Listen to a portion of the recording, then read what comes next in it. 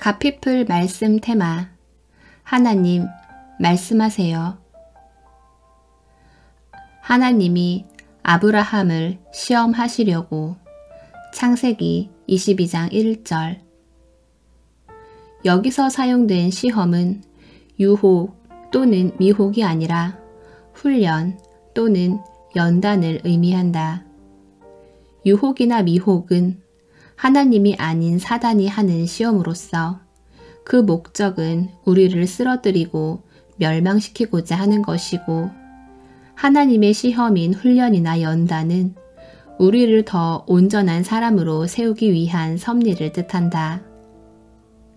놀라운 비밀은 사단의 유혹과 하나님의 연단이 한 사람 한 사람을 향한 하나님의 창조와 구원의 목적, 즉 데스티니와 연관이 있다는 사실이다.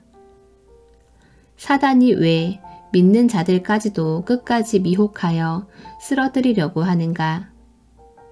이미 구원받아 천국 가는 하나님의 백성이 되었는데도 포기하지 않고 지속적으로 시험하는가? 이유는 하나다. 우리를 향한 하나님의 목적을 이루지 못하도록 방해하기 위한 것이다. 반대로 하나님이 우리에게 훈련과 연단의 시험을 행하시는 이유는 하나님의 데스티니를 이룰 수 있는 온전한 사람으로 준비시키기 위해서다. 동일하게 시험이라고 표현하지만 사단은 우리를 쓰러뜨려서 데스티니를 틀어버리고자 하는 것이고, 하나님은 우리를 세워 데스티니를 온전히 이루고자 하시는 것이다. 이 시험을 대하는 지혜의 방법도 다르다. 이것을 꼭 명심했으면 좋겠다. 우리는 사단의 시험은 피하고 하나님의 시험은 믿음으로 감당해야 한다. 그래야만 데스티니를 이룰 수 있는 온전한 사람으로 설 수 있다. 이것을 꼭 반대로 하는 분들이 있는데, 그러면 인생 자체가 꼬이고 힘들어진다. 쓰러뜨리려고 하는 시험을 죄다 통과하느라 엄청 얻어맞아 혼수 상태로 비틀거리며 나온 다음 천부여 의지 없어서 손 들고 옵니다 하면 참으로 안타깝고 답답하다. 반대로 온전히 세우려는 하나님의 시험을 다 피해버린다면 그 사람의 영적 수준은 항상 그 자리에 머물러 있을 뿐 발전이 없고 오히려 침륜에 빠지게 된다. 그러므로 제대로 해야 한다. 그러나 여기서도 하나님의 놀라운 은혜가 있다. 사단으로부터 오는 미혹과 유혹도 하나님의 주권 아래 있다는 사실이다. 그래서 하나님은 우리가 감당할 수 있는 시험만 허락하시고 감당하지 못할 미혹과 유혹은 피할 길을 주신다. 하나님이 아브라함을 시험하시려고 한 것은 하나님이 아브라함을 연단하고 훈련하시고자 하는 것으로, 이 시험을 통과한 다음에 하나님은 아브라함을 향하여 그의 데스티니가 이루어질 것을 확정하고 선포하신다. 시험을 당하는 그 당시에는 시험이 쉽지 않다.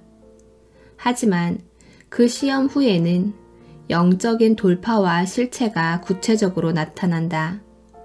그러므로 시험을 통과할 때 우리는 믿음의 눈으로 그 너머 실제가 될 하나님의 역사를 바라볼 수 있어야 한다. 사도 바울이 인용한 것처럼 경기하는 자가 면류관 얻을 것을 바라보고 달리는 것과 같다. 물론 결코 쉬운 시험은 아니다. 시험의 정도에 상관없이 모든 시험은 사실 힘들고 어렵다.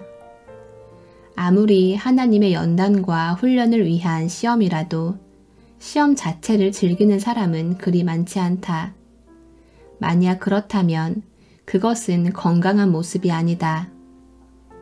고통을 느끼면서 즐긴다니 그것이 어떻게 정상인가? 그 너머 시험 이후에 있을 상급과 열매를 바라봄으로 이겨내는 것이다. 다음은 하나님이 아브라함을 시험하시는 내용이다. 여호와께서 이르시되 내 아들 내 사랑하는 독자 이삭을 데리고 모리아 땅으로 가서 내가 내게 일러준 한 산 거기서 그를 번제로 드리라. 창세기 22장 2절. 먼저 우리는 이 하나님의 시험을 당시 시대적 배경에서 이해해야 한다. 당시 가나안 족속들은 자신의 신들에게 제사하며 사람을 제물로 바치는 인신 제사를 빈번히 행해왔다. 이런 면에서 우리는 두 가지를 분명히 이해해야 한다. 첫째, 아브라함의 입장에서 볼 때 이 요청이 너무 황당하고 말이 안 되는 것이 아니라는 점이다. 왜냐하면 당시 그런 제사가 주변에서 빈번히 진행되었기 때문이다.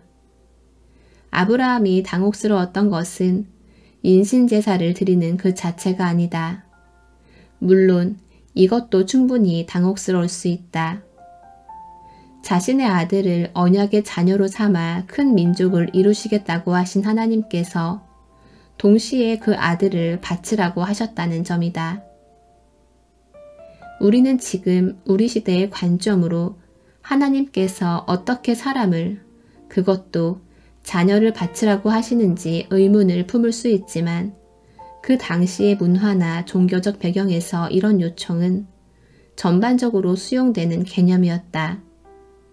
그러면 하나님도 인신 제사를 원하시는가? 정말 사람을 제물로 바치라고 하는 것인가? 물론 아니다. 하나님은 처음부터 이미 말씀하셨다. 하나님이 아브라함을 시험하시려고.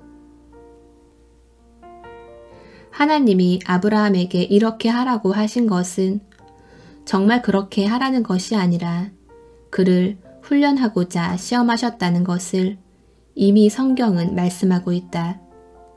또한 이 요청은 하나님이 사람을 제물로 바치는 일을 경멸하신다는 율법의 가르침을 아브라함이 미처 이해하기 이전에 있었던 일이다. 그리고 아브라함이 살고 있던 당시 가나안 사람들 가운데서는 자연스럽게 빈번히 일어난다는 문화적, 종교적 배경을 가지고 있다. 그렇다면 이 시대에는 하나님이 어떻게 말씀하실까? 매우 간단하다. 내 아들을 내려놓아라. 내 딸을 내려놓아라. 이렇게 말씀하신다.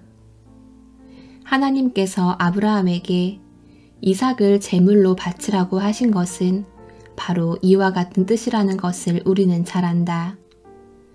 하나님 앞에 그 어떤 것도 두지 말라는 의미이며 자신에게 가장 소중한 것을 하나님 앞에 믿음으로 드리라는 요청일 수도 있다. 부모의 입장에서 본다면 자녀보다 더 소중한 것이 어디 있겠는가? 모든 말씀은 그 말씀이 기록된 시대적 배경에서 먼저 해석되어야 한다. 그 다음 이것을 현대적 상황에서 재해석해야 엉뚱한 질문이나 결론에 도달하지 않게 된다. 말씀을 쫓아 브엘세바로부터 3일 길을 걸어서 아브라함이 모리아 산이 보이는 지점에 도착한다. 지난 3일간 아브라함이 아들과 무슨 말을 나누었을까? 겟세만의 동산에서 땀이 핏방울이 되기까지 앞으로 담당할 십자가를 위해 몸부림치는 당신의 아들에게 아버지 하나님께서 뭐라고 말씀하셨을까? 맞다. 이 결정적인 순간에 하나님은 많은 경우 침묵하신다. 이유는 말을 할 수 없거나 말을 해도 이해할 수 없고 그리고 말하지 않는 편이 더 나을 때도 있기 때문이다. 그때는 신뢰함으로 묵묵히 순종하며 나아가야 한다.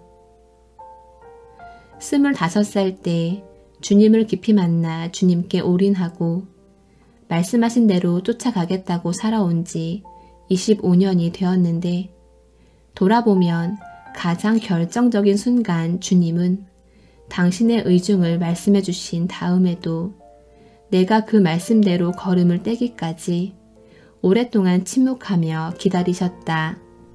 나는 이것을 기억한다. 이 결정적인 순간은 참으로 어렵고 때때로 외로울 수도 있다. 그러나 결국 믿음으로 말씀을 쫓아 행할 때 그 말씀이 내 삶의 실제가 되고 동시에 하나님이 앞서 준비하시고 가장 완전하게 역사하시는 것을 보게 된다. 이 영적 원칙은 지금도 변함이 없다. 하나님은 말씀하신다. 그리고 나는 순종한다. 그러면 결국 그 말씀이 실제가 되는 삶으로 들어가게 된다. 윤성철의 유브라데 강을 넘어 중에서 가피플 말씀 테마 하나님 말씀하세요.